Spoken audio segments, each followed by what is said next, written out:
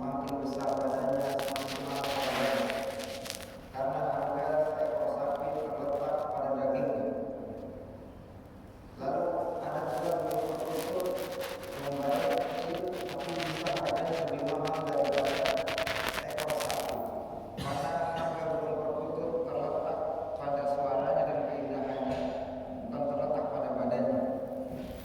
Lalu di mana letaknya orang muslim? Apakah terletak pada badannya yang besar, atau terletak pada suaranya, atau terletak pada harta, pangkat dan jabatan? Tentu tidak. Sebagaimana firman Allah Subhanahu wa taala, "Inna akramakum indallahi atqakum." Sesungguhnya orang yang paling mulia di antara kamu adalah orang yang paling bertakwa. Dan muara daripada perintah puasa ini dalam surat Al-Baqarah ayat 183 di penghujungnya adalah la'allakum tattaqun, supaya kita menjadi pribadi yang bertakwa. Islam tidak pernah memandang fisik, Islam tidak memandang pangkat dan jabatan seseorang, tapi Islam melihat daripada iman dan takwanya seseorang. Sahabat Nabi Abu Bakar As-Siddiq radhiyallahu anhu itu memiliki badan dan tubuh yang kurus. Kalau memakai sarung itu turun ke bawah atau merosot. Tapi bagaimana Nabi Muhammad SAW memuji dalam sebuah hadis bahwa apabila iman Abu Bakar ditimbang dengan seluruh umat ini, maka niscaya lebih besar timbangannya iman Abu Bakar As-Siddiq radhiyallahu anhu. Seorang sahabat Nabi bernama Abdullah bin Mas'ud, seorang sahabat Nabi yang bertubuh kecil. Suatu waktu dia sedang menaiki lobak rumah, sehingga tersingkap kainnya dan terlihat betisnya yang kecil, sehingga sahabat saat itu tertawa melihat betisnya Abdullah bin Mas'ud radhiyallahu anhu yang kecil. Mendengar itu Rasulullah SAW menegur para sahabat yang lain, "Apakah kalian menertawakan buah-buah betis kaki Abdullah bin Mas'ud yang kecil? Demi Allah, demi gunung-gunung yang ada di dalam genggamannya, sesungguhnya buah betis Abdullah bin Mas'ud yang kecil itu, jikalau ditimbang itu lebih berat daripada gunung Uhud." Bagaimana orang-orang terdahulu dinilai bukan dari fisik, bukan dari harta dan kekayaannya, tapi bagaimana keimanan mereka, sehingga sampai saat ini nama-nama mereka ditulis dalam tinta sejarah. Dan tidak banyak pula turun ayat-ayat Allah asbab nuzulnya karena para sahabat-sahabat Nabi Muhammad SAW. Hadirin sedang jamaah Jumat yang dirahmati oleh Allah Subhanahu wa taala. Di dalam Al-Qur'anul Karim, Allah Subhanahu wa taala menginformasikan bagaimana tanda-tanda dan ciri-ciri orang beriman. Mari kita lihat apakah di antara kita ada termasuk dalam ciri-ciri orang beriman tersebut. Bersumber dari Al-Qur'anul Karim surat Al-Anfal ayat 2 dan 3. Yang pertama, innamal mu'minuna alladzina idza dzukirallahu wajilat qulubuhum. Artinya sesungguhnya orang yang beriman adalah orang yang disebut nama Allah, maka gemetar hatinya, bergetar hatinya. Allah Subhanahu wa taala menciptakan satu hati, tapi dengan sejuta rasa. Mana yang mendominan mengisi hati kita, maka itulah yang mampu menggetarkan hati kita. Apabila keluarga yang mendominasi hati kita, maka keluargalah yang mampu menggetarkan hati kita. Kalau harta, pangkat dan jabatan yang mendominasi mengisi hati kita, maka harta dan pangkat dan jabatan itulah yang mampu menggetarkan hati kita. Tapi orang-orang beriman, bagaimana hatinya diisi dengan Allah Subhanahu wa taala, didominasi oleh Allah Subhanahu wa taala, sehingga dia mencintai dunia, dia mencintai harta dan keluarganya seperlunya, tapi mencintai Allah sepenuhnya. Ada sebuah kisah ketika Rasulullah SAW sedang bersantai di siang hari, tiba-tiba datang Da'sur membawa pedang dan menghunuskan pedangnya ke leher Rasulullah SAW dan berkata, "Ya Muhammad, kalau pedang ini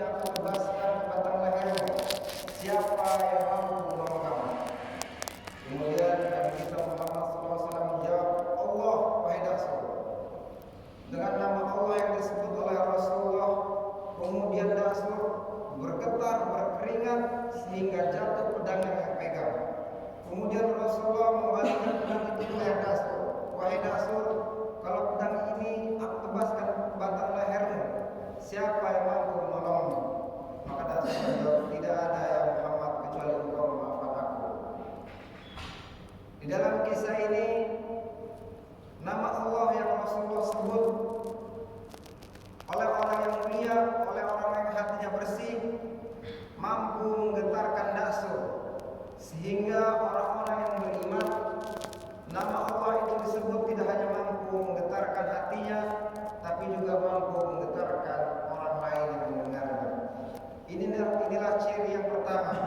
Kemudian ciri berikutnya, wa idza tuliyat 'alaihim ayatun zadatuhum imana.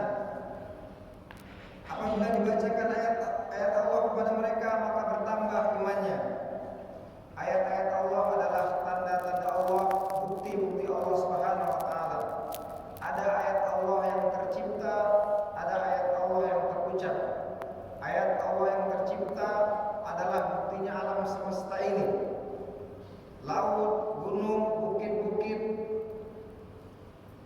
Ketika kita melihat hamparan laut, pantai yang begitu indah, begitu luar biasa, maka ketika kita melihat, kita tidak memuji keindahan pantai dan laut, tapi kita memuji bagaimana Allah yang menciptakan laut begitu luar biasa indahnya, sehingga ketika kita melihat itu bertambah iman kita, karena sejatinya yang menciptakan alam itu adalah Allah Subhanahu wa taala. Kemudian ayat Allah yang terucap, wahyu atau Al-Qur'anul Karim. Utsman bin Affan radhiyallahu anhu, seorang sahabat Nabi yang dijamin masuk surga, menantu Nabi, pernah ketika membaca Al-Qur'anul Karim, tiba-tiba dia menangis sampai berkali-kali, jatuh air matanya sampai tidak kuat, kemudian dia pingsan. Ketika pingsan, kemudian sahabat-sahabatnya membangunkan Utsman, kemudian bertanya, wahai Utsman, apa yang membuatmu membaca Al-Quran kemudian sampai menangis dan pingsan? Kemudian Utsman menjawab, saya baru saja membaca ayat Al-Quran tentang azab kubur, sehingga membuat saya takut, tidak kuat, menangis dan sampai saya pingsan. Dan sahabat-sahabat yang lain itu bertanya begini, wahai Utsman, apa yang kau takutkan? Engkau ini menantu Nabi, engkau banyak keutamaan yang Nabi sebutkan terhadapmu, kemudian engkau adalah salah satu sahabat Nabi yang dijamin masuk surga. Apa yang kau takutkan sehingga engkau pingsan seperti itu? Bagaimana jawaban Utsman bin Affan? Bagaimana beliau teliti? Beliau menjawab, aku memang dijamin oleh Allah Subhanahu wa taala jaminan surga, tapi aku tidak dapat jaminan untuk lolos daripada azab kubur. Maka ciri-ciri orang yang beriman adalah orang yang apabila dibacakan ayat Allah maka bertambah imannya. Kemudian ciri berikutnya, wa 'ala rabbihim yatawakkalun, dan hanya kepada Allah mereka bertawakal, berserah diri kepada Allah Subhanahu wa taala. Tentu setelah berikhtiar dan berusaha secara maksimal, kita menyerahkan hasil itu kepada Allah Subhanahu wa taala. Karena hasil daripada usaha kita itu adalah hak prerogatif Allah. Sehingga orang yang bertawakal kepada Allah Subhanahu wa taala, kalau dia berhasil, dia tidak sombong diri, tidak berbangga diri. Juga ketika gagal, dia tidak menjadi orang yang berputus asa. Ketika berhasil, dia tidak mengatakan bahwa ini adalah karena kecerdasan saya, ini karena kepintaran saya, tapi mengatakan bahwa ini adalah karena kebaikan Allah Subhanahu wa taala kepada saya. Dan kalaupun gagal, tidak mengatakan ini karena Allah, kemudian tidak menjadi pribadi yang berputus asa, pribadi yang murung, tapi bahwa apapun hasilnya itu adalah ketetapan, adalah yang terbaik menurut Allah untuk kita. Maka ciri orang yang beriman adalah orang yang bertawakal kepada Allah Subhanahu wa taala, menyerahkan hasil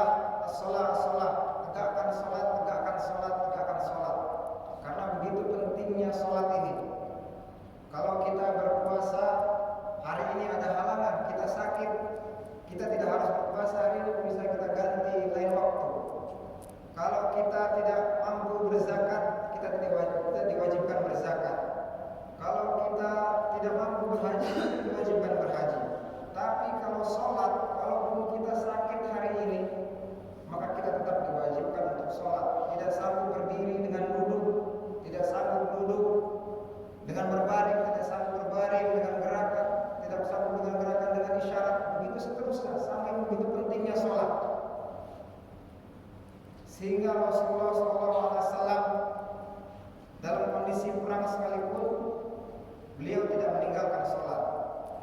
Ada salah satu pesan penting seorang habib yang mengatakan bahwa iblis itu beriman kepada Allah. Iblis itu hanya tidak mau sujud kepada Adam, kepada Allah iblis sujud. Karena dia melihat iblis menganggap bahwa dirinya lebih baik daripada Adam, sehingga tidak mau sujud kepada Nabi Adam.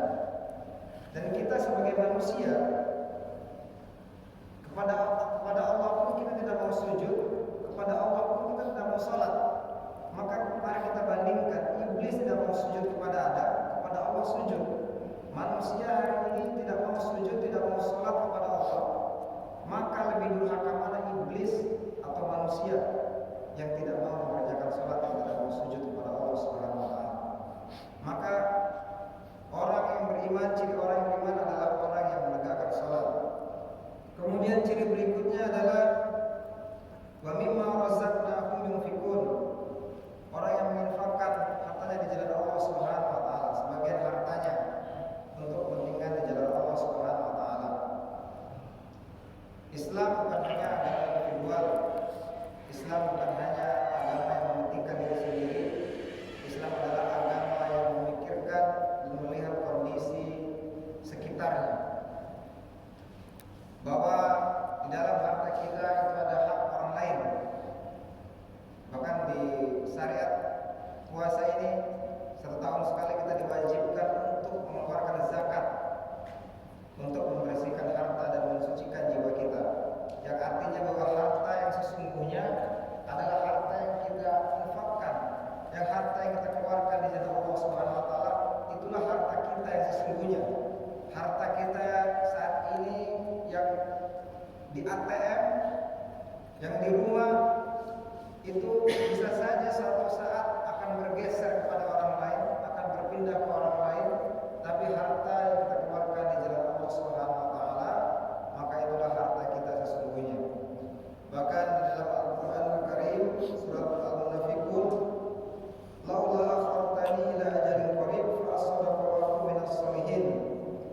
Ya Rabb, sekiranya Engkau berkenan menunda kematianku sebentar saja, maka aku akan bersedekah. Di ayat ini adalah ayat tentang bagaimana penyesalan orang ketika mati. Ketika sudah mati, dia meminta kepada Allah, ya Allah, hidupkan aku sebentar saja, semenit, sedetik, maka aku akan bersedekah. Menyesal orang yang sudah meninggal karena dia tidak bersedekah, karena begitu pentingnya sedekah. Karena harta yang dia tumpuk, harta yang dia kumpul, mobil yang berderet, itu tidak mampu menolong dia, tidak mampu memberikan manfaat sama sekali kepada dia. Maka ciri orang yang beriman adalah orang yang menginfakkan hartanya di jalan Allah Subhanahu wa taala. Hadirin sedang jamaah Jumat yang dirahmati oleh Allah Subhanahu wa taala.